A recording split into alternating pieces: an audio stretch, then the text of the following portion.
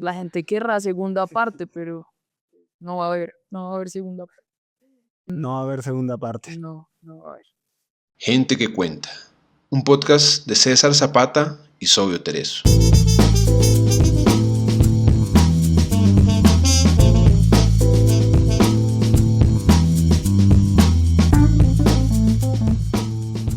Gente que cuenta es un espacio para leer autores latinoamericanos emergentes. Gente que puede que no esté en tu radar, pero tiene algo bueno que contar. Pequeños autores, grandes obras.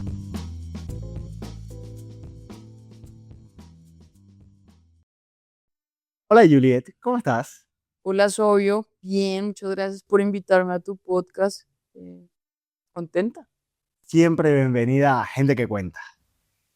El día de hoy, la mañana de hoy, la tarde de hoy, la noche de hoy, venimos a presentarles a ustedes una entrevista que le vamos a hacer a Juliet Mora Garzón sobre el proceso de escritura y también sobre su libro, ¿Qué te hizo apagar la luz y quedarte dentro? Y para empezar, Juliet, me gustaría hablar del cuento que le da el nombre al libro. ¿De dónde salió la inspiración para escribir ¿Qué te hizo apagar la luz y quedarte dentro? Pues sí, bueno, ese es un cuento muy principal del libro. Para mí era muy importante. No fue el primero que hice de este libro, pero sí fue uno de los que más le dediqué tiempo. Sí, me dediqué bastante tiempo a perfeccionarlo, a ubicar los personajes, a ponerlos en diferentes momentos de la vida. Es un cuento largo, un cuento de varias páginas.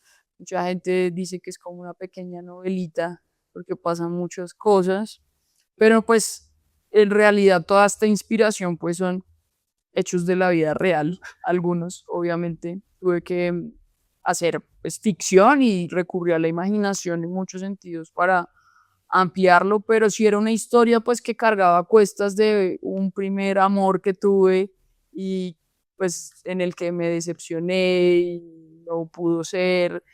Pasaron muchas cosas para que igual no pudiera llegar a suceder y yo cargaba como con esa historia a cuestas y bueno, pues ¿qué más hace un escritor sino depurar pues sus propias historias? Y luego ya para los otros cuentos pues obviamente mi vida asumida como una mujer lesbiana también me ha permitido conocer a otras mujeres lesbianas, a otras personas en general que se enamoran, pierden, ganan y todo eso como que era un interés mío por contar. Había tenido como la fortuna de leer unos libros, recurrían al cuento o para contar este tipo de historias de amor, pero como escritos por hombres gays, hombres heterosexuales, y yo dije, bueno, pues yo también tengo algo que decir respecto a este tema desde esta mirada, y bueno, pues ese fue el objetivo del libro en ese sentido, y de ese cuento en particular, pues yo lo escribí realmente sin ningún interés más que el de sacar mi historia, depurarla y ya. Después de un tiempo, pues ya eh, pasaron cosas. Gané el Premio Nacional de la Cueva en el 2023 y pues eso como que me dio un ánimo, ¿no? Un incentivo para seguir trabajando en este libro de cuentos que inicialmente había pensado, pero que tenía ahí como guardado en el cajón y bueno, pues aquí estamos. Muy interesante como todo lo que hablas acerca del cuento, pero también acerca del proceso. Normalmente me gusta hacer otras preguntas para romper el hielo, pero antes de eso, o antes de seguir con esas preguntas, querría saber sobre esto que estabas hablando, de que habías leído cuentos, pero estos cuentos que habías leído eran escritos por hombres, bien sea gays, heterosexuales, pero eran acerca de mujeres, asumo que mujeres lesbianas. ¿En qué cambia la mirada y cómo sabías tú que esta historia, o sea, además de saber quién la había escrito, cómo sabías que efectivamente no era la mirada que tú tenías o que otras mujeres tenían lesbianas acerca de lo que les había pasado? No, pues digamos que digamos a lo que me refería es que había visto como, por ejemplo, un libro de Junot Díaz que se llama Así es como la pierdes. Entonces tiene un personaje central que va contando como todas las historias de todas las jevas, como dice él, que va dejando en el camino. Y un poco, pues el mensaje, un poco del libro al final es como, bueno, no está tan chévere no ser bien con las otras personas y con otras mujeres. Es como la idea del libro. Pero contaba varias situaciones. Y yo dije, bueno, ¿y por qué no hay pues no, digo, también desde la ignorancia en ese momento, ¿no? ¿Por qué no hay un libro? ¿Por qué no me ha llegado a mí? ¿O porque yo no lo he visto? ¿O porque no lo he leído? Pues porque también suele ser que la literatura queer no esté al alcance de todas las personas, ¿no? Entonces yo dije, bueno, pues ahí hay un lugar y bueno, yo sé que tengo la capacidad para escribir sobre este tema y pues de una me lancé. O sea, todo esto es racionalizado después, Sí. ¿no? En el momento en que uno escribe está en otro rollo, está escribiendo y uno no sabe si esto va a ser parte de un libro o si se va a tratar todas historias de mujeres lesbianas, no. O sea, inicialmente empezó así y fue muy natural. Pero sí, pues eso me dio como la patada de que ahí había algo que decir. Había leído, por ejemplo, a Fernando Molano, me gustaba mucho, que habían rescatado ese libro hermoso de Una vista desde la acera y luego Un beso de Dick. Y dije, "Uy, pucha, o sea, esta historia, o sea, encontré muchos símiles, habían cosas que también sucedían, hechos que sucedían en otras vidas representadas desde las mujeres. Y dije, bueno, pues si un hombre ya lo hizo, porque yo no lo puedo hacer, ¿no? Y pues yo creo que también se trata como de, pues no hay nadie que pueda escribir lo mismo que uno escribe. Y no porque yo lo vaya a escribir mejor o peor, pero nadie lo va a decir como yo lo tengo que decir. Y pues es una tarea que nos toca hacer. Y ha sido mi oficio los últimos años, escribir literatura y aquí estamos. Súper. Y eso de que la forma en como tú ves las cosas y cómo tú las vas a escribir, pues desde esa subjetividad puede pasarle casi la misma historia a otra persona, pero la forma en la que tú la escribes es tu forma y Claro, y en estos días ha sido así que hemos ido a clubes de lectura, llevar el libro a muchos lugares. Es, oiga, no me había sentido representada en una lectura, en un cuento, en la literatura, así como usted lo está representando. Y eso para mí es muy importante porque significa mucho, no es solo como, ay, llenemos la cota de género, llenemos la cota queer acá, sino, bueno, estamos tratando de hacerlo un trabajo súper honesto y pues lo que la gente siente y vive en sus relaciones es muy importante, el amor es muy importante, el desamor mucho más, ¿sí? Todos estamos sujetos a ello, entonces yo creo que ha tenido como un buen recibimiento de la gente, eso me pone muy contento. Me alegra. Y porque es muy buen libro, además, como no importa de dónde venga el amor, la forma, los personajes, al fin y al cabo todos pasamos por historias de amor y lo que tú comentas de historias de desamor y tenemos que transitar por ello, sí o sí. Acabas de hablarme de qué fue lo que te dio un impulso para la patadita del libro, pero este libro, ¿todos los cuentos los escribiste para el libro o cómo sucedió eso? No, inicialmente yo escribí un cuento que creo que fue el primero, que se llama Cosas de Niñas. Es sobre dos niñas chiquitas que están en el colegio y como un cuento de iniciación al respecto. Escribí ese cuento, lo envié a un concurso también, quedó como de finalista y pues eso también fue un buen incentivo como, venga, si hay algo acá. Y bueno, con el tiempo lo empecé a mejorar y bueno, ya sentí después de un tiempo que ya estaba listo. Me gusta siempre como dejar reposar mucho las historias para después poderlas ver con otros ojos. Y ya después empezaron como a aparecer las otras historias. Entonces apareció la historia de las amigas, empezaron a aparecer otros personajes y ya más adelante después de que sucede lo de la cueva y pasa como esa siguiente, como ese siguiente incentivo como escritora, digo, bueno, ya es momento de hacer un libro completo, ya no quería escribir como cuentos separados, sino quería conceptualizar un libro y ya me lo empecé a pensar así. Pero pues cuando eso ya sucedió, yo ya tenía varios cuentos ya escritos, casi la mayoría. Y ya, pues una amiga mía los leyó, le gustó, los ordenó y bueno, lo presentó a una editorial, lo publicaron en España, la editorial Manos de Pan, y pues también tuvo una buena acogida, estuvo muy bien.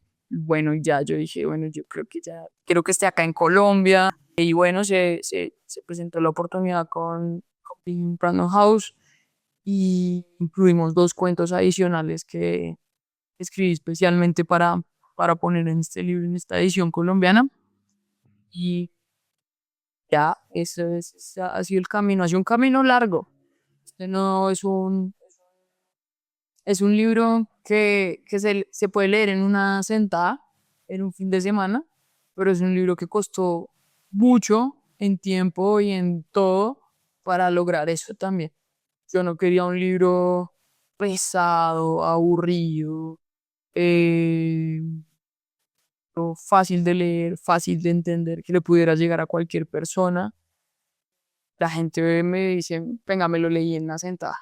Venga, lloré al final, me pasó esto. Ha sido muy vertiginoso estos días, realmente. Como es recibir ese feedback de la gente. Y creo que lo lograste muy bien, sobre todo por lo que dices. O sea, yo sí considero que es difícil hacerlo fácil.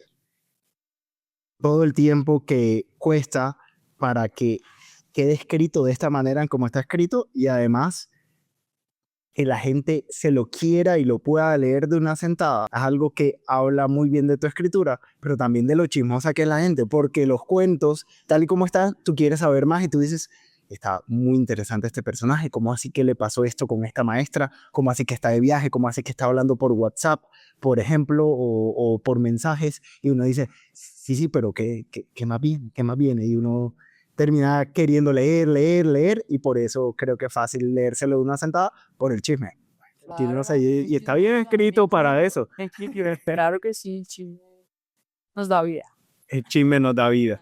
Bueno, ya pasando de esta parte de romper el hielo, a hablar de la trama y de los personajes, todas, y no quiero generalizar porque hay un cuento en el que no estoy seguro que sea una mujer y que sea lesbiana, pero en el resto sí, casi todas son mujeres con diferentes etapas de vida en diferentes partes. Está el cuento de las niñas, pero también está el cuento de la maestra.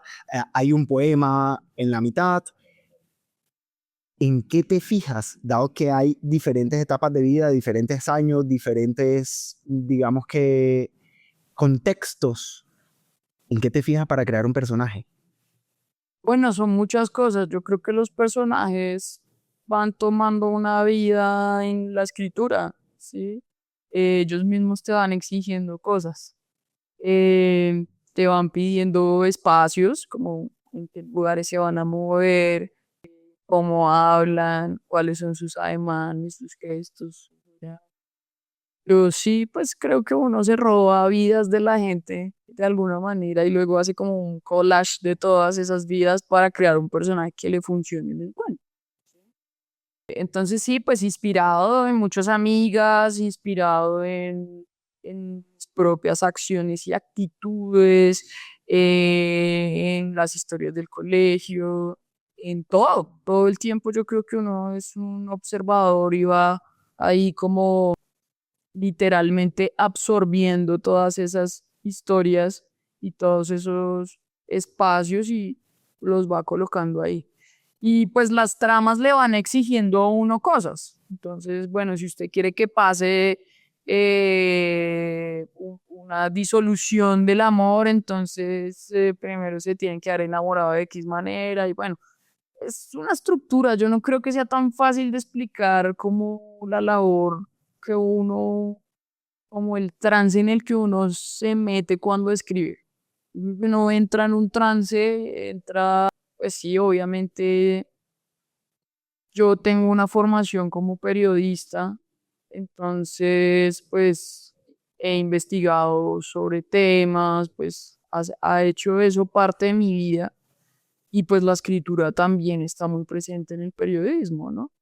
Pero todo esto es como algo que yo hice porque quería y empezó poco a poco a volverse como algo más grande de lo que yo pensaba.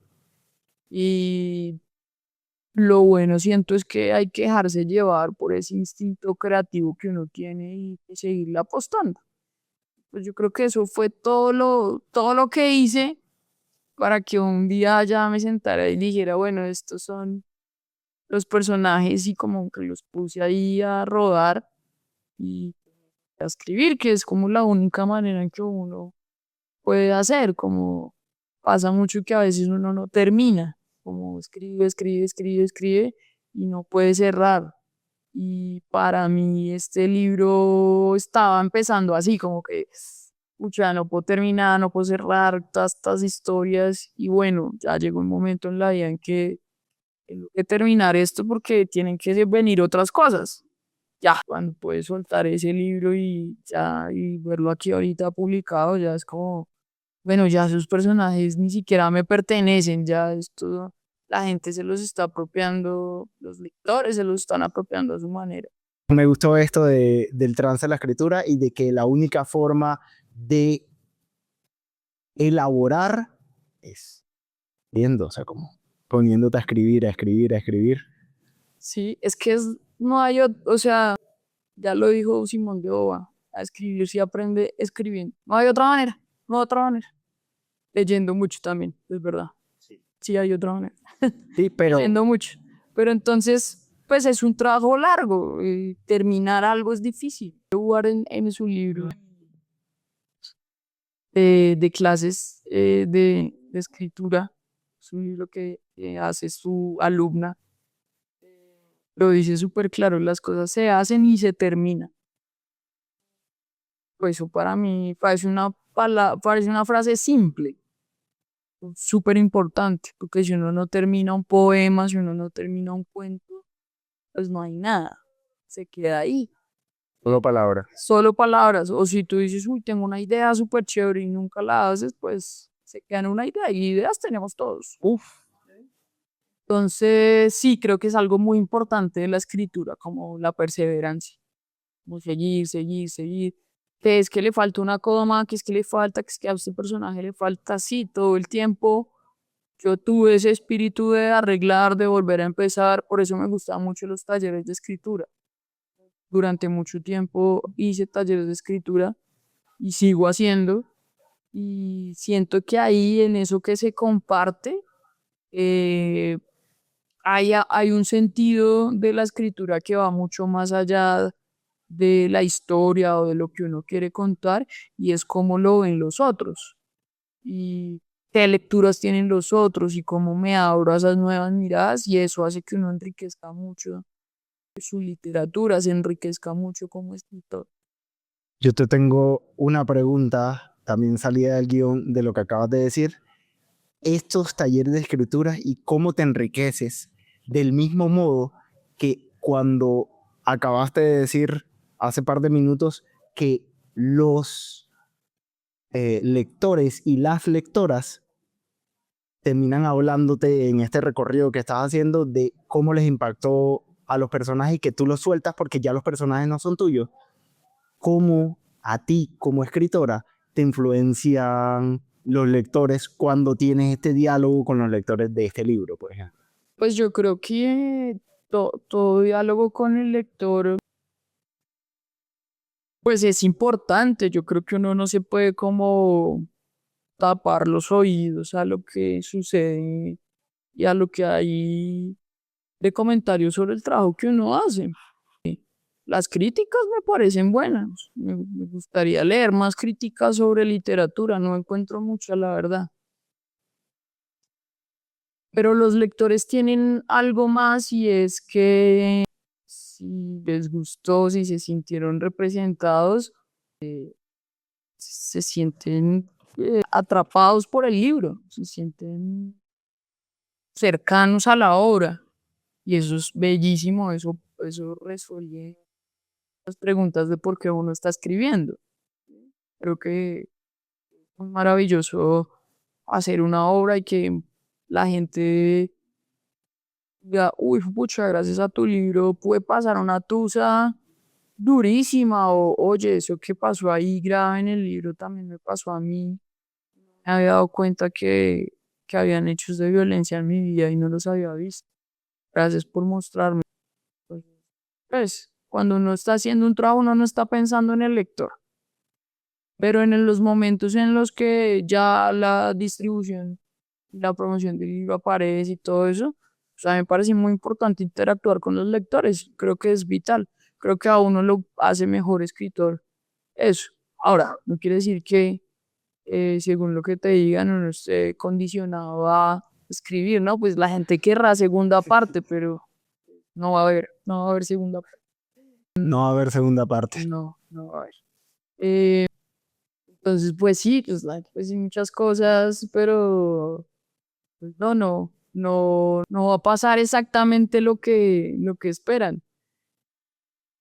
Pero es importante escuchar, yo creo que está bien, y la gente expresándose en estos clubes de lectura llora, se entusiasma, eh, pregunta, tiene claridad sobre los hechos, si hubo algo que no entendió, que le pareció extraño, raro, difícil. Ah, bueno, y entre todos van leyendo y cada uno tiene una perspectiva diferente del cuento. Me pareció muy bonito. Yo, pues, en los clubes de lectura que he estado con el libro, también uno se da cuenta que escribió cosas o puso lugares o situaciones que uno ni siquiera se había dado cuenta que representaban eso que estaban diciendo los lectores. Entonces, pues uno también descubre cosas en la lectura de las personas. Pero bueno, y sí, o sea, por lo menos hay este último cuento, que es el que le da el nombre al libro, hay referencias muy marcadas, en las que uno dice claramente este lugar en Bogotá. Sí, sí, Bogotá está presente en todo el libro. Es, pues, hay unas partes en donde aparecen otros lugares que están, digamos, no referenciados, hay como un lugar, pero se puede reconocer en muchas partes Bogotá. En otros. Pues obvio, yo he vivido toda mi vida en Bogotá, me encanta esta ciudad, cuando no estuve en esta ciudad deseé mucho regresar, cambio Bogotá por nada. Y las veces que tuve la oportunidad de salir del país, no estuve en tiempos largos, pero yo siempre estoy queriendo regresar a mi casa. Así esté rota por todos lados, pero pues como que el arraigo es muy fuerte, ¿no? Todo lo que me conecta con la vida está aquí. Y pues yo quería poner eso de paso, pero también quería que cualquiera que no estuviera relacionado con Bogotá pudiera entender el libro. Entonces, sí hay unas referencias puntuales, pero en general este libro podrá pasar en cualquier ciudad del mundo. No hay una especificidad. Sí, cuando un bogotano lo lee va a encontrarse lugares, se va a sentir como más cómodo moviéndose por esas calles, pero si no, puede transitar perfectamente. Mi siguiente pregunta va con respecto a qué une a los cuentos, además de que la mayoría de protagonistas son mujeres y lesbianas. Sí, yo creo que lo que une al libro en ese sentido, como esa cuerdita invisible que lleva cuento por cuento, es una pregunta sobre el deseo. ¿Qué desea una mujer que desea a otra, en realidad, ¿no? Y yo creo que es una pregunta que no es abierta totalmente, con los años se ha ido construyendo. A menudo las preguntas sobre el deseo están encausadas al a la mujer que desea al hombre o a la mujer que desea una familia, que desea los hijos. El deseo es muy amplio, puedes dar millones de cosas. Pero entonces mi pregunta sobre el libro era, ¿qué desea una mujer que está deseando a otra, que ama a otra? ¿Sí? Y por eso hay versiones de mujeres en edades distintas, ¿no? Entonces las búsquedas de las niñas son cuál es mi identidad, dónde estoy.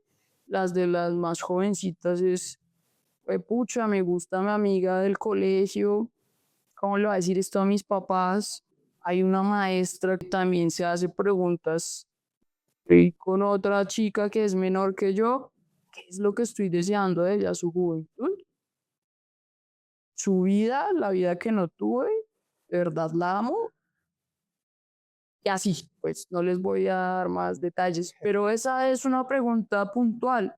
No sé si está resuelta o no, pero están esos cuentos ahí como una manera de entender ese deseo, porque yo creo que toda escritura es eso, una manera de entender. Bueno, yo estoy en este lugar, para aquí, en este mundo, bajo estas circunstancias, y estas historias me ayudan a entender el porqué de mi propio deseo. Muy buena pregunta. No lo tenía claro y ahora que lo dices, por supuesto que el libro habla de eso. Sí, pues es una cosa que también yo he ido descubriendo, ¿sí? Yo creo que pues yo no soy una escritora académica, yo soy una escritora de oficio, pues a mí me encanta eso de ir descubriendo a través de la escritura las propias preguntas que uno tiene, ¿sí? Por eso me gusta tanto escribir, estoy llena de dudas todo el tiempo. La literatura le ayuda a uno a aclarar, o por lo menos a situarse en un lugar en el mundo. Mi punto de enunciación es este, como mujer lesbiana, como bogotana, como persona que desea a otra mujer, como, como deseante también, pues yo lo que quería era como responder mis propias dudas. Y con todo lo he hecho así. Mi primer libro se llama Movimientos Involuntarios y es la pregunta sobre el abandono de mi padre. De responderme esa pregunta. Ahora después de un tiempo me escribió una lectora y me dijo, gracias porque todo lo que dice este libro es lo que yo le quiero decir a mi papá, pero nunca he podido. Entonces fui y le llevé este libro y a mi papá entendió que era lo que le estaba pidiendo. Y ese libro me parece durísimo, muy bueno. Es un libro cortico, es mi primer libro publicado y eso hizo un cambio completo. O sea, como que por eso me gusta tanto Anne Ernaux. Me encanta la literatura de ella, porque ella todo el tiempo está ahí preguntándose cosas, ¿no? Sobre su propia vida y respondiéndolas a través de la literatura. Ahora que hablas de ella, ¿no te parece que se demoraron mucho para darle un premio Nobel? Se demoran un montón, pero bueno, se lo dieron, está muy Sí. bien. Y yo creo que eso es súper valioso. Por ejemplo, cuando lo recibió, yo me puse muy contenta, yo ya la había leído, la venía leyendo, pero no era fácil tampoco, no era difícil encontrarla, pero tampoco estaba en todo lado. Sí. Y eso es lo que dan, pues, esos incentivos, ¿no? Que llegue esa literatura a toda la gente, a más gente, eh, que esté ahí como en el foco para preguntarnos qué es lo que está tratando de decir. Me parece hermoso. O sea, además se lo habían dado a una mujer, cuando se lo dieron a la periodista rusa, bielorrusa, Alexichevich, creo que se llama. También me la había leído toda y me ha encantado. Pues, me ha encantado cómo escribe, pero las historias son durísimas. Muchas son, pero uno queda como sin ganas de nada durante un tiempo. Y eso tan doloroso y tan fuerte, pucha, claro que se merecía poner el foco allí. Por eso parece muy bacano que existan como esos incentivos, esos premios. Bueno, el Nobel, imagínate. Nada más y nada menos. Bueno, y hablando de poner el foco, tengo dos preguntas que están relacionadas para terminar esta parte de trama y de personajes. Y es, tienes varios, o sea, como algunas veces primera persona, otras veces segunda persona, otras veces tercera. En el último cuento vas variando, o sea, como entre ellos, que me parece espectacular cómo lo haces y cómo es fácil de entenderlo, pero también cómo sabes tú qué quieres de un cuento. Sí, o sea, lo que dices de los narradores, yo sí intenté y como con un desafío personal, pues porque quería aprender a hacerlo y a hacerlo, tratar de hacerlo de la mejor manera posible. Entonces, bueno, me metí en la segunda persona y yo sabía que ese cuento exigía pues una mirada interna, ¿no? O sea, es preguntándose a sí mismo, ¿qué pasó acá? Entonces ese cuento exigía esa segunda persona, pero era un cuento muy largo. Entonces eso podía resultar cansón todo el tiempo. Entonces tuve que hacer ajustes, ajustes, ajustes, ajustes. Y a veces uno va ahí encarretado en la segunda persona y ¡pum! Se sale. Entonces terminan la primera, la tercera, y volver ahí es un rollo. Entonces, bueno, eso costó trabajo, ¿sí? Pero después dije, bueno, ya lo hice con la segunda persona, sentí que quedó bien. Bueno, ya quiero usar la segunda persona en todos, ni tampoco quiero un narrador omnisciente en todos. Entonces empecé a buscarle como, bueno, estuvo en primera porque sí, esta perspectiva es la única que nos puede mostrar bien cómo son los gestos del otro personaje que aparece allí. Entonces sí, como cogí como estos esferitos que son de colores, que son como rojo, negro, azul. Bueno, este cuento va a ir con esta estructura, este personaje así, y va a intentar algo distinto. Porque no quería que los cuentos se parecieran, aunque hablaran de el mismo tema, aunque hubiera un personaje que aparece en un cuento y después aparece en el otro. Sí, no quería que todos los cuentos fueran iguales y pareciera como un molde de una historia con otra, que a veces, a menudo pasa en los libros de cuentos, que se empiezan a parecer unos con otros. Entonces les hice como cambios a unos en estructuras, a otros en formatos, a otros a través de las voces y hay como una, sí, es muy diferente. Hay un cuento que es perfectamente una lista, un poema, una lista de mercado, lo que quieran. Es un cuento que narra un hecho súper simple y es que una relación va a terminar. Hay otro que parece como una película, ¿no? Que es como una piedra azul, entonces son imágenes, imágenes. Tiene también una peculiaridad de narración. Entonces quería eso, no quería como personaje A le rompe el corazón a personaje B y aparece C, no sé, como unas fórmulas ahí que a veces se producen en la literatura. Yo no quería eso y por eso me demoré tanto en publicar el libro y bueno, yo creo que sí, del afán lo que hacen el cansancio, entonces pues, yo me siento contenta con el trabajo que hice. Importante. A mí este de como una piedra azul, creo que se llama. El primero. El primero me gustó porque yo siempre voy buscando dentro del cuento por qué se llama así. Y que este estuviera por ahí dentro de una de las imágenes, no al final, no al comienzo, sino como más un poquito rodado de la mitad, el por qué se llama así, me pareció muy bueno. A mí me gusta mucho esa experiencia de lectura en la que uno está, no sé, leyendo un libro en un café, de pronto el libro te revela algo de ti mismo o del cuento en ti, y uno hace el gesto como de leer y ¡pua! Eso es un gesto que tenemos muchos lectores. A ti seguramente te ha pasado con muchos libros y creo que recordarías todos los libros con los que te ha pasado eso. Se siente como algo acá es una revelación, un develamiento. Y yo quería eso con este libro.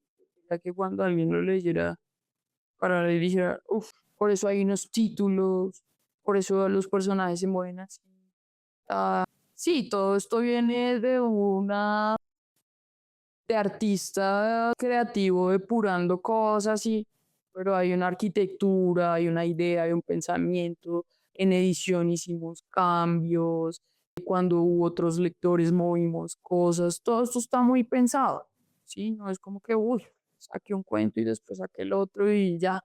No, todo esto tiene un sentido del proceso, que es una cosa que a mí me interesa mucho, porque pues libros hay muchos, muchos, muchos, muchos, pero lo que importa es el proceso, o lo que a mí me importa es el proceso.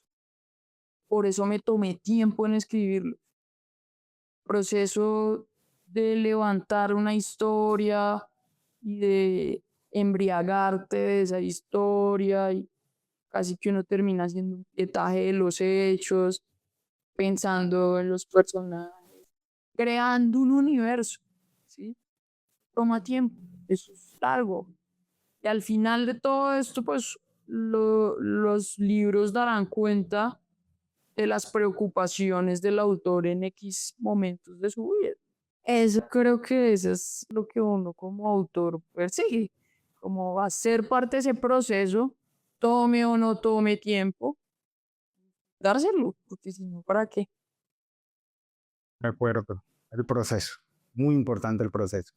Bueno, ahora, dado que me estás hablando del proceso y que vamos a pasar a la siguiente parte que habla del proceso creativo,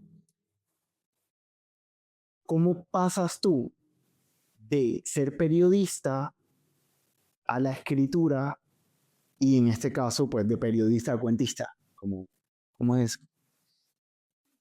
Pregunta difícil.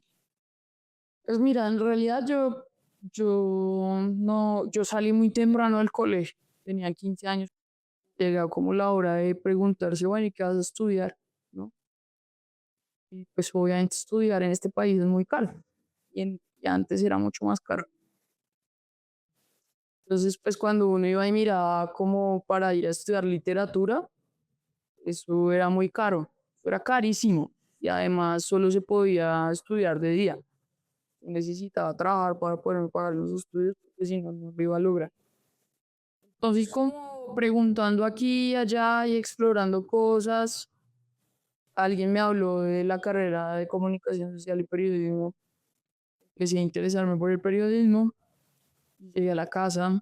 Yo siempre soy una persona muy tímida, aunque no parezca. Muy tímida.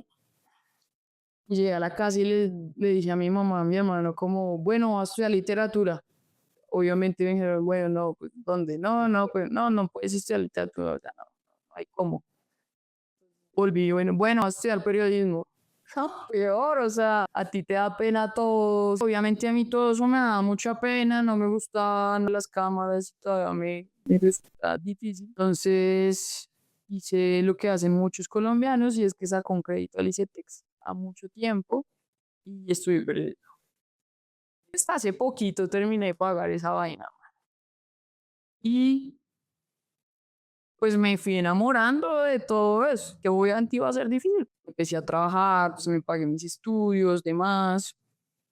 Y cuando llegaron las clases de periodismo y literatura, no, pues me enamoré. O sea, empecé a leer muchas cosas que me gustaron. Entonces al principio pensé que iba a ser cronista, pero la vida le da a uno muchas vueltas, muchas, muchas, muchas, trabajando en cosas que no me gustaban tanto al principio. Yo de verdad quería ser como periodista de guerra y todas estas cosas. Y la vida me fue llevando por otros caminos que también me resultaron agradando mucho. Entonces terminé en un trabajo viajando por toda la Amazonía colombiana. Y poco a poco también uno va afinando el oído, escuchando historias. Y nunca dejé de lado, a pesar de que estaba trabajando, como mi lado creativo. Siempre me inscribía a talleres y así, talleres, talleres, porque entonces me parecía que trabajar de 8 a 5 me quitaba la vida, a pesar de que tenía esta fortuna de hacer todos estos viajes y demás, pero yo sentía que uno se asfixia si solo va del trabajo a la casa y de la casa al trabajo. Yo necesitaba como vida y la literatura me la proveía de muchas maneras y pues al principio leyendo y después escribiendo. Y empezó a tomar forma, ¿sí? Yo, bueno, un día leí un libro que me gustó y detrás del libro decía como, si tienes algo, como un texto que creas que puede ser mejor que este que acabas de leer, envía una propuesta. Yo la envié y después me llamaron y así, empezaron a pasar cosas así, digamos, y el premio, me gané una residencia para ir a España a vivir en Barcelona un par de meses y escribir como una residencia creativa. Después me gané otra para ir a Estados Unidos a revisar. Es un libro que ya lo publicaron en México. No, no pude ir porque me negaron la visa. Ahora ya me la aprobaron. Y lo hicimos todo virtual. Y de eso salió un libro muy bonito que se llama Seres que caminan junto a una cuerda. Está publicado por Dharma Books en México. Y ya, pues empezaron a pasar cosas y libros y venían cosas y cuando todo esto se vuelve más grande que uno, va tomando mucho más espacio, entonces ya la vida profesional empezó a tener menos espacio y la vida de escritora mucho más, ¿no? Empezó a ganarle ya a la otra vida, como que uno siempre está, no sé si te pasa a ti, como con dos personajes, el que va y trabaja 8 a 5 y luego el que va y va a los recitales y escribe por las noches y eso. Luego este personaje dos empezó a tomarse la vida de Juliet. Y bueno, yo me fui alineando a la vida de escritora. Me levanto todos los días con mucha energía por hacer mi trabajo. Yo creo que esa es como la línea que te puedo mencionar. Ya luego después, pues, probé muchas cosas, ¿no? Escribí poesía, escribí cuentos, la pequeña novela de la que hablamos ahorita. Vamos a seguir escribiendo. Eso es lo importante, porque Sí. queremos que sigas escribiendo. Ah, bueno, qué bueno. Sí, sí, sí. Queremos. Mencionaste dentro de todo lo que acabas de decir una frase que me parece que aplica a lo que sea, que es que la vida nos da muchas vueltas. Y dentro de estas vueltas que te ha dado la vida, esta es una pregunta un poco más personal y es cómo el tener una enfermedad ha atravesado tu proceso creativo y tu vida en general, pero tu vida también como escritora. Sí, es obvio. Tuvimos la oportunidad de hablar hace unos días sobre este tema también y muy respetuoso me preguntaste si podamos hablar de ella. Y sí, yo creo que la vida hace, digamos, la enfermedad hace parte de la vida. A unos nos toca antes, a otros más adelante, pero todos nos vamos a enfermar y todos nos vamos a morir, lastimosamente. Pero pues obviamente yo no esperaba que me sucediera. Me enfermé de cáncer, que es una enfermedad muy difícil porque es como tu propio cuerpo atacándote a ti misma. Y bueno, para mí fue muy difícil para mi familia porque pues me encontraron esto en una etapa muy avanzada. Pues probablemente no estaría aquí hablando de esto si no fuera por toda la ayuda médica. Me atendieron en el Instituto Nacional de Cancerología, a los que les debo todo. Y bueno, he tenido también mucho apoyo familiar y demás. Pero con respecto a esto que me preguntas de la creación y la enfermedad, sé que cuando uno está muriéndose, porque será mi caso, pues uno está peleando es por sobrevivir. Entonces lo que yo hice fue pues apagar la luz y quedarme adentro. Sí, apagué todo, cerré todo y Me concentré en mejorarme estos 2 últimos años. Esto ha sido un milagro. Yo no debería estar aquí hablando. Todos los días que me levanto, pienso que milagrosamente estoy aquí. No tengo idea para qué, pero espero que sea por algo muy chévere y muy interesante. Y pues estos 2 años tuve la fortuna y el privilegio de poderme recuperar, de tomarme el tiempo para recuperar y creo que tomar impulso para seguir con más fuerza hacia adelante. Pero no escribí mucho, muy poco, escribí muy poco y mucho menos leí muy poquísimo. Porque cuando uno está muy enfermo, tiene poquísima energía para siquiera mover los ojos o sea, yo me ponía un libro y me quedaba dormida. Y los dolores además me duele todo. Me sirvió mucho escuchar literatura. Entonces escuché podcasts, escuchaba mucho tus podcasts, escuché muchos podcasts de literatura, muchas entrevistas ahí mientras me recuperaba, utilicé mucho el oído, ¿sí? Obviamente me enteré muchas más historias, pues yo creo que sí iba a atravesar mi vida en la medida que la enfermedad pues se convirtió en algo que fue como muy determinante en mi vida. Pues mi obra también ha sido mi vida y ahí se va a ver reflejado como la enfermedad más adelante en un proyecto que estoy adelantando. Posible que eso se vea muy fuerte ahí.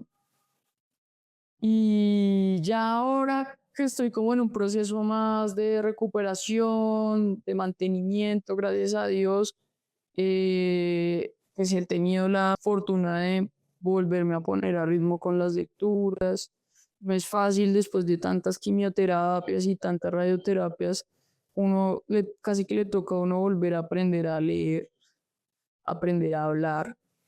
Hace un año yo no podría estar teniendo esta conversación contigo porque cognitivamente no encontraba cosas, las palabras, las ideas, porque mientras te están matando el virus, mientras te están matando el cáncer, pues te matan las otras células, otras neuronas, otras vainas. Entonces, pues sí, ha sido difícil. Ahorita estoy como en un proceso muy chévere de recuperación, de creatividad, con muchas ganas de leer todo lo que no leí en estos 2 años, todo lo que no he escrito en estos 2 años. Me pasó algo muy bello y fue que mientras estaba en el hospital, pues también recurrí a mi libreta de escritora, ¿no? Y a escribir lo que estaba viviendo. Escribí unos poemas, pues que mandé a un concurso, que fue el concurso Reverso del 2024, si no estoy mal. Y mandé los poemas y pues, me gané el concurso. Y fue muy bonito porque fue un incentivo, pues más allá de lo económico, que me hizo mucho bien en un momento muy difícil de mi vida. Entonces ese incentivo de que lo que había escrito con ese sentimiento pues de la enfermedad y esos poemas como tan difíciles, pues el jurado los vio y los reconoció como algo eh, que merecía la pena para el concurso y pues eso me dio muchas más ganas de salir de toda esa enfermedad y pues seguir adelante. Y pues yo creo que ese es el objetivo todo el tiempo. Me alegra que estés saliendo adelante para que puedas seguir escribiendo cosas interesantes y cosas que nos lleven a querer seguir la lectura. Tengo dos preguntas para finalizar esta parte. Una ¿es escribir solo un oficio? Ok. O sea, como vives de esto, además de... No, pues yo vivo de otras cosas a nivel económico, me dices, o Sí, a nivel económico. sí, no, pues tengo otras maneras de sobrevivir. Yo jamás basé mi economía en la escritura ni en la literatura. Todo esto, de verdad, ha sido por amor al arte, pero pues tampoco me iba a quedar viviendo desamparadamente por escribir los libros, o sea, no era mi intención. Entonces, pues no, pues tengo otras cosas, otros negocios, hago otras vainas. trabajo mucho con mi hermano también, entonces hacemos otras cosas para seguir acá. Y esto es algo completamente que sí, se tomó toda mi vida, pero pues no, todavía no. Necesitamos vender más libros para vivir de esto, así que compren más libros, cómprenlos todos. Muy bien. Y por último, en esta parte, querría saber sobre qué estás leyendo y qué recomendaciones le das a nuestro público sobre lectura. Bueno, ahorita estaba leyendo un libro de Penguin Random House que se llama, ahora se me acaba de olvidar el nombre, lo escribió Duane Bolívar, se llama Gente de Bien. Gente de Bien. Me reí muchísimo con el libro porque tiene una manera jocosa, histriónica, no sé cómo decirlo, de la costa, contando temas muy complicados de un joven o de, sí, como de varios personajes gays en espacios, sobre todo como de la cultura barranquillera, donde ser gay no encaja, según esos preceptos tradicionales, pero lo cuentan tan bien, lo hace tan bien que uno termina riéndose de todas estas crueldades también. Hay partes que son muy divertidas y otras que son súper tristes y muy crueles y muy difíciles. Y le ayuda a uno a ver pues qué tan difícil es eso de plasmar la identidad pues en una cultura tan cerrada y tan tradicional, ¿no? También estaba leyendo el libro, pues me lo terminé de leer. Es el primer libro que encontraron, esto es un poco lo que entendí, de una mujer narrando pues una vida bisexual en un momento en que ni la palabra bisexual existía. Esto lo hace la editorial Saudade. Es una charla hace unos días y estuve leyendo estos libros para esa charla y también me gustó mucho porque es lo que tú dijiste, como un chismecito. La editora Violeta del libro lo dice así como el chismecito bisexual de la época, que eso pues era terrible y está súper bien narrado. Pudieron rescatar ese libro pues del olvido y ahora está pues publicado. Bueno, andaba como en esas dos lecturas. Terminando esas dos lecturas, como que tienen también mucho que ver con lo queer y con la disidencia en la literatura. Y en general, no sé, también pues, leo poesía. Ahorita está terminando el libro de Camila Charri Noriega. Fuerte, como es casi como una declaración sobre poesía. Sobre lo que significa la creación, sobre las especies ahí acompañándonos. Bueno, no, es como una declaración de ternura muy bella. Y bueno, en general ando ahí, como les digo, muchas cosas. Bueno, invitados ahí que también vayan y chismosean esas lecturas. Yo me he divertido mucho y me han conmovido mucho esas lecturas. Ya saben, amigos, buenas recomendaciones y Si no les gusta, le echan la culpa a los autores. no nos hacemos responsables de que les guste o no les guste. Y antes de pasar a la siguiente parte, vamos a estirar un poco la pierna. Hay segunda parte, Bueno, ahora que ya estiramos un poco, vamos a seguir con la entrevista para la parte final. Y en el cierre tengo una pregunta y es para los lectores. Después de haber apagado la luz y quedarse adentro, ¿qué les queda? ¿Con qué sensación se quedan luego de haber leído tu libro? Uy, pues está difícil porque como yo no soy una lectora imparcial, no tengo una Tiene respuesta clara, pero sí te puedo hablar de un supuesto y de lo que yo esperaría que con lo que se queden.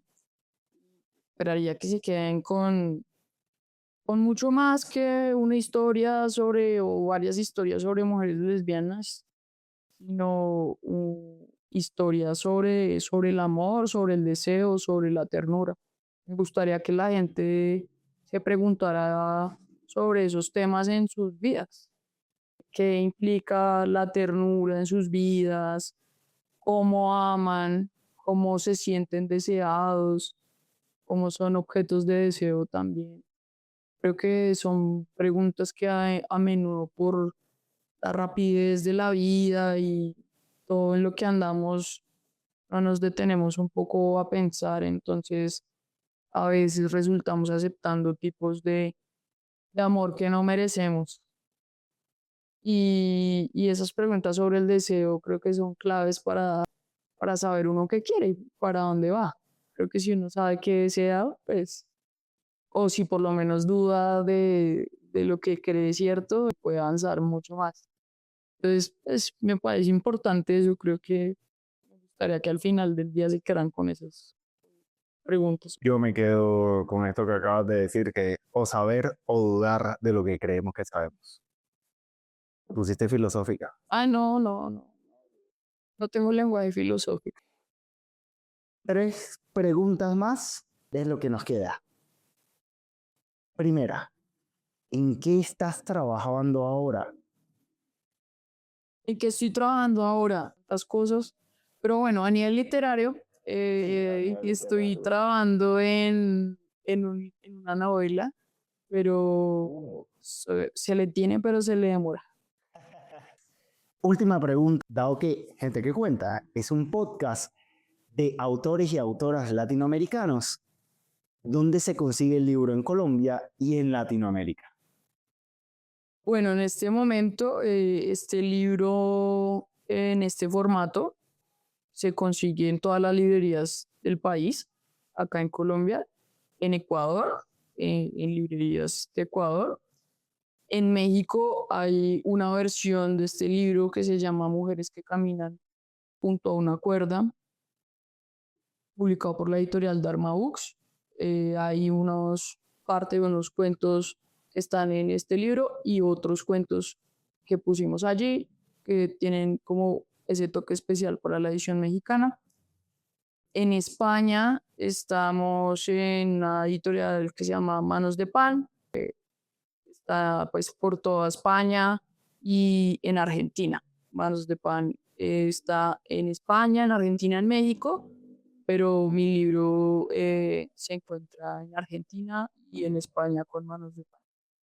Y pues en general, prontamente esperemos que llegue a más lugares, a Chile seguramente, Uruguay. Ahí el libro irá trazando su camino y por ahora estamos en esos lugares. Colombia, Ecuador, México, España, Argentina. Juliet, muchas gracias por tu tiempo, por tu disposición, por haber venido hasta acá para esta entrevista. Claro que sí, no, pues muchas gracias por la invitación, yo muy contenta, a mí no me gustan mucho las cámaras, pero con la intención de que lean este libro, que se lo gocen, que sufran con él también y bueno, que le cuenten a su amiga lesbiana que este libro existe y se lo regalen, se lo hagan llegar. Sí, dice que no le gustan mucho las entrevistas y las cámaras, lleva 1 hora hablando, no le crean, amigos. No, no es falsa modestia, no saben todo lo que me sudan las manos, pero uff, bueno.